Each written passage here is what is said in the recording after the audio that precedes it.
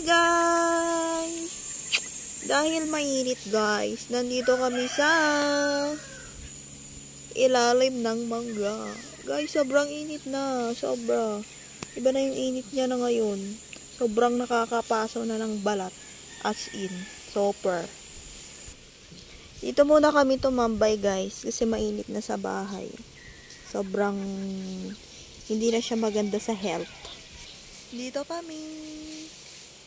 Mas ano dito guys, mas presko yung hangin niya and mas malamig talaga. So, dito kami ngayon. Say hi, Jewel. Hi, everyone. Hi. Hello.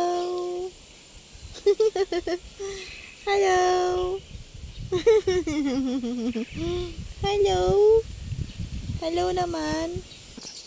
Ano si Elise? Hi, Elise. Say hi. Hi, everyone. Oh my God. It's so ang bigat niya. So, 11 na guys. Mamaya pupunta na ako sa bahay. Magluluto. Kasi lunch na. So, magluluto tayo ng lunch. Ano kaya masarap lutuin? Comment nyo nga sa comment section. Ano mo masarap lutuin na ulam? Let's think. Ang sarap siguro ng magginataan, no? Yung ginataan na crab at saka hipon. Kaso wala kami noon. Ang gagawin natin? Wala tayong ganun. Hindi tayo mayaman, te. Walang ganun. Pass mo na yun. So, guys, nagkape na si Jewel. Kape? Nagkakape na siya, guys, oh. Ayan, oh, yung coffee ko. Hindi ko na siya nainom kasi nga, may ano siya, guys. May dahon na siya.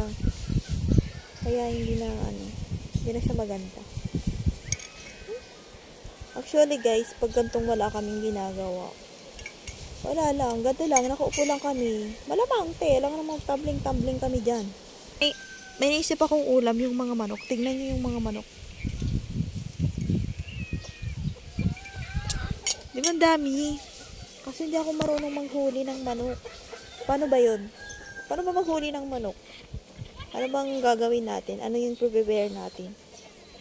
Parang sarap ng tinola ngayon, no? Yung maraming sabaw. Tapos lalagyan mo siya ng papaya at malunggay. Ay, perfect! Pwede yun, te. Parang gusto kong maganon. Ito siya. Jewel! Ang cute-cute mo naman, Jewel. Ang cute mo naman. Jewel.